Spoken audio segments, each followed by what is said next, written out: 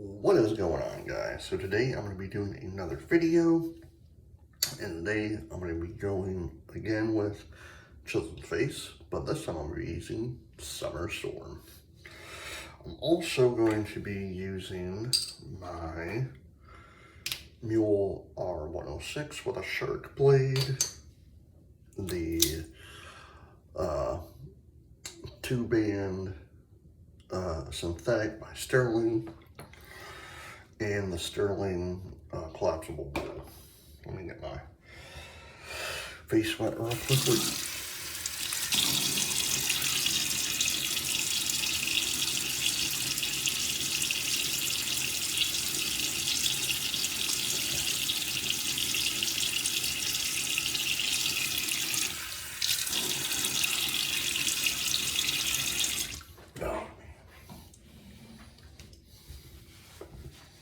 So how's everyone doing today?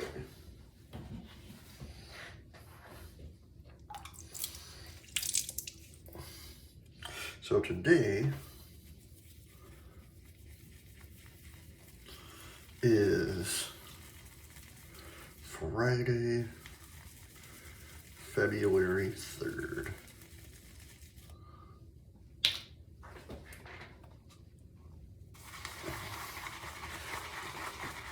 And today, technically, if you're a music lover like myself, I love music.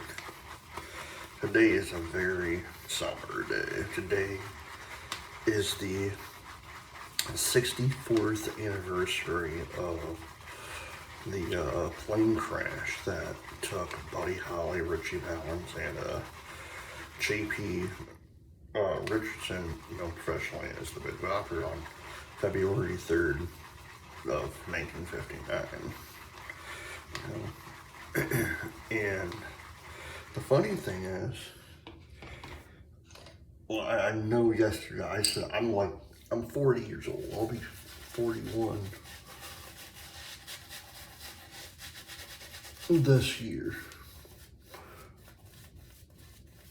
I love this scent. But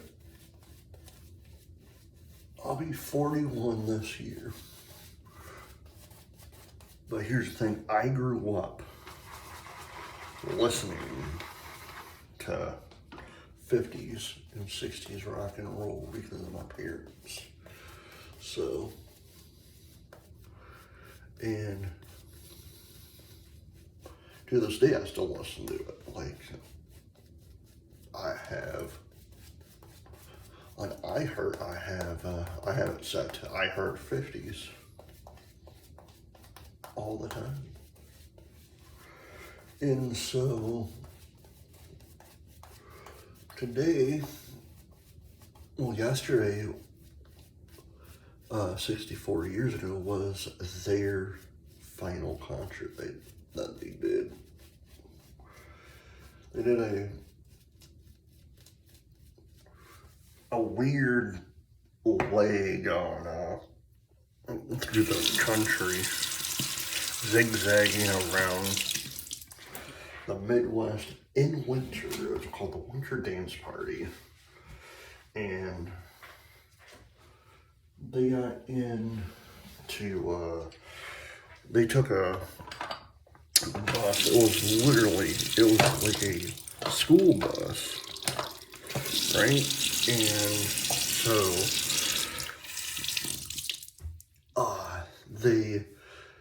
they took a school bus, Big Bopper, Richie Valens, Buddy Holly, and Dan the Belmonts, and a few others took a bus, like a school bus type, all over the Midwest while it was snowing and cold and what have you. The bus would always break down. They had no heat. So,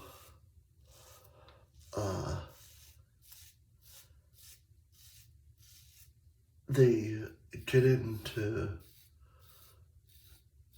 the the whole entire bus gets into with all these rock and roll singers back in the day.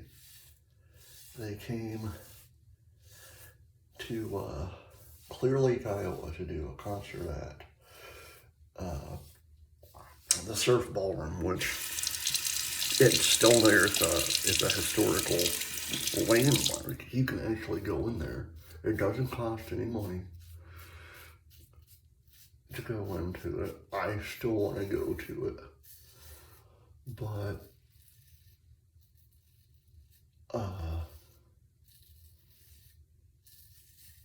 they get into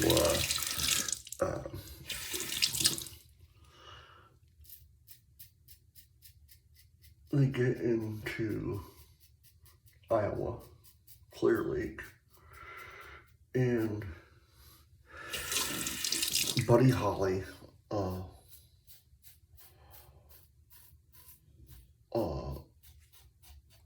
talked to the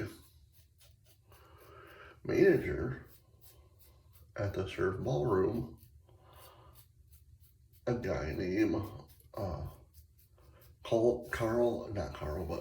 Carol Anderson. He was the owner and operator of the Surf Ballroom back then. Well, he was talking to him. He's like, look, I need to get to the next town.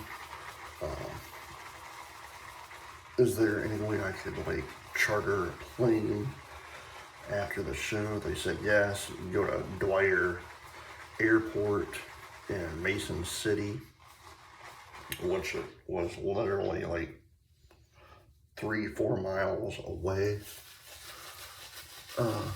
So he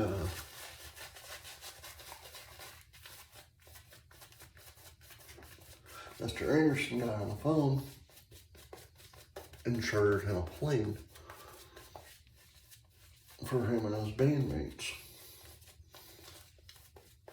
If you don't know who Buddy Holly is, look him up. He's a really good singer. Really, really good singer. Him and his bandmates, and it was supposed to be the Crickets. Well, the actual Crickets, they had a falling out. So he had like 2 different people join him on this winter dance party.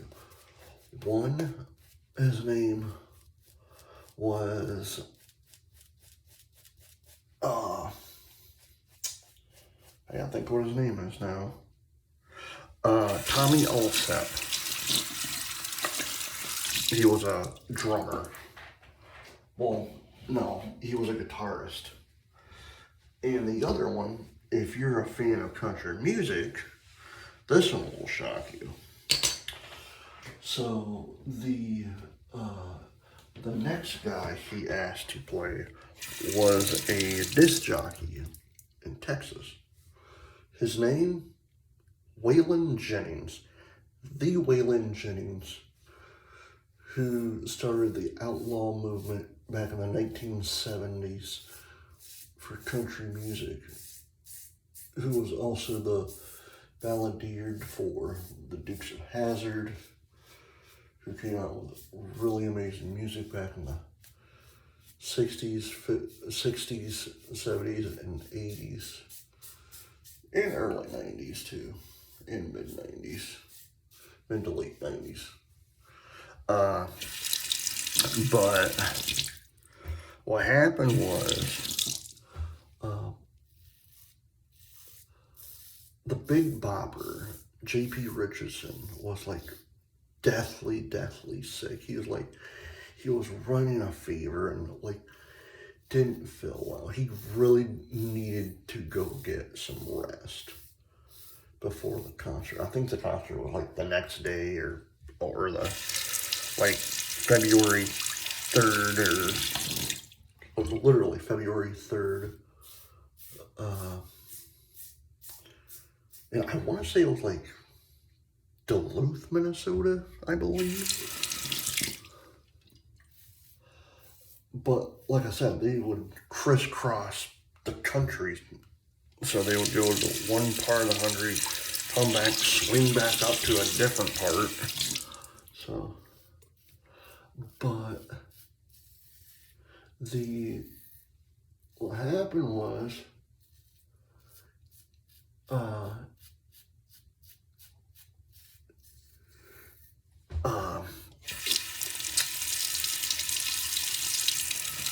Waylon Jennings caught wind of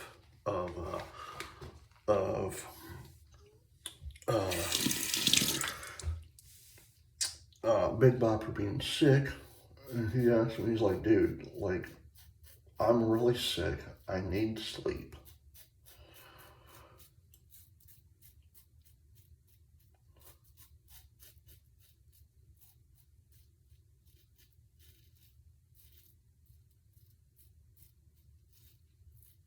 I need to get better, you know, like, so Waylon was like, if it's all right with Buddy, it's all right with me, you know, like, he could care less. He was just there to, like, have fun.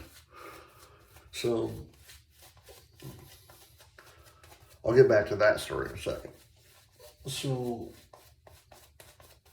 how Richie Valens got involved was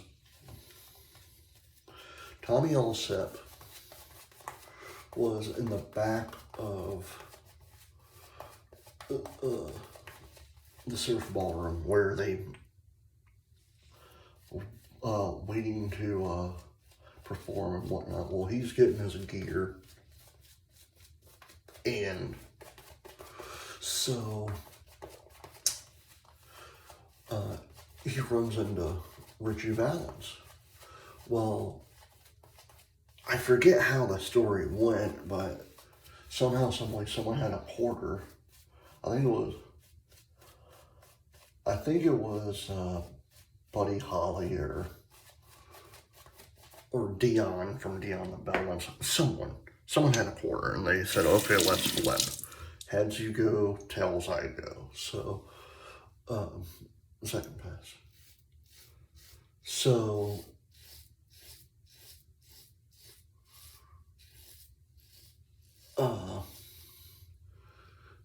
they did the coin flip, and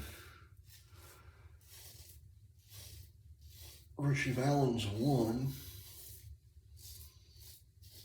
So he got to get on that plane.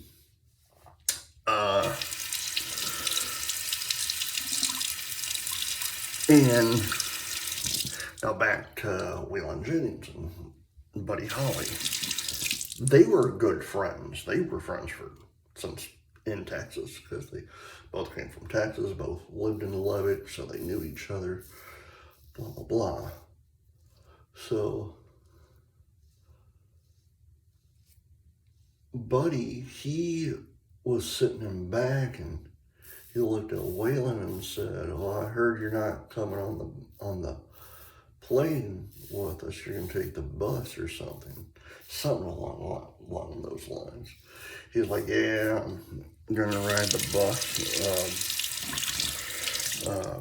Bobber's gonna take my place." And again, they were like really, really good friends. Like you could say they were like best friends. And so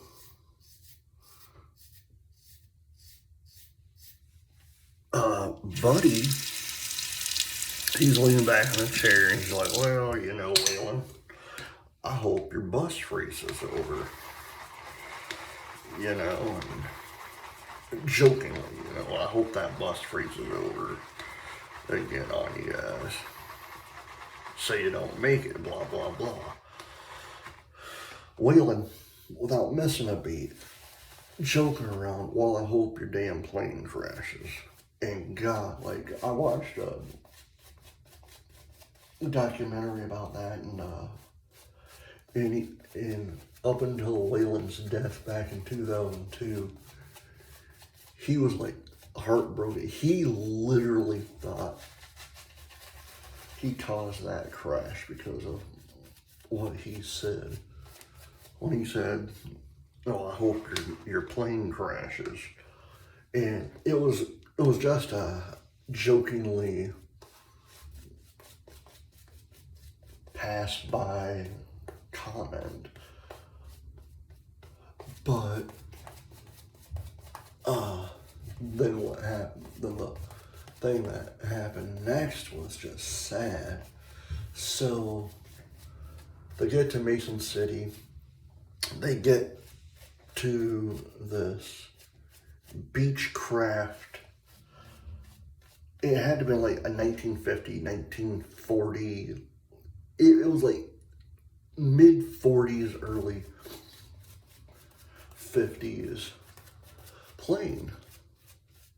Well, as soon as they were about to take off, a snowstorm came. And so what happened was they left and they made it maybe 3 miles, maybe between like 2 and 5 miles from the airport to where they crashed. And you can actually go and visit the place in Mason City, just like the Surf Ballroom. The owners of the house, well, they crashed near a house, but they crashed in someone's field. So the people still live there, like the family, the descendants of these people still live and operate that farm. And they actually made a dedication where fans can go and pay their respects to Buddy Holly, Ritchie Valens. And the Big Bopper. And I think that's pretty cool. And if you love music like I do, I think that's one place that you guys should really try to go and see, because I'm trying to get there. I don't know if I'll be able to, but I'm going to try at some point in my lifetime. I was talking to my wife about it last night.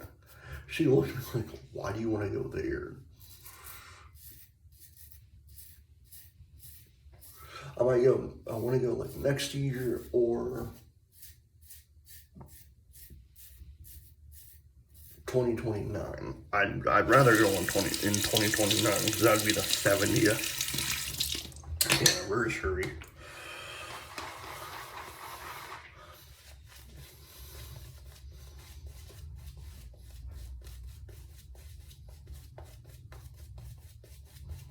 Of what happened. That last pass. Yeah, so today is known as the day the music died, February 3rd.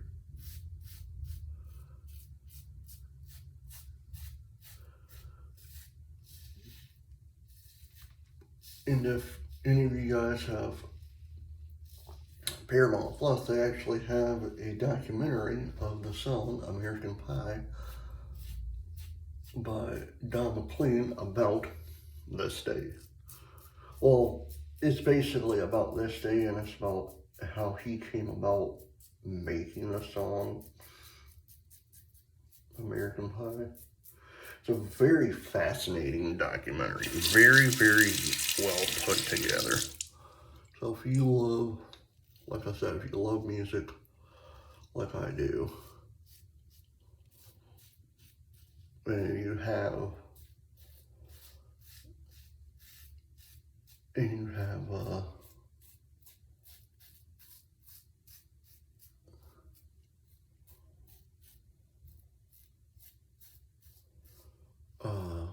Paramount Plus, that's a good, it's a really must watch show.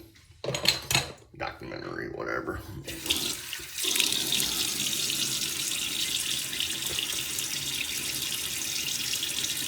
Oh, man.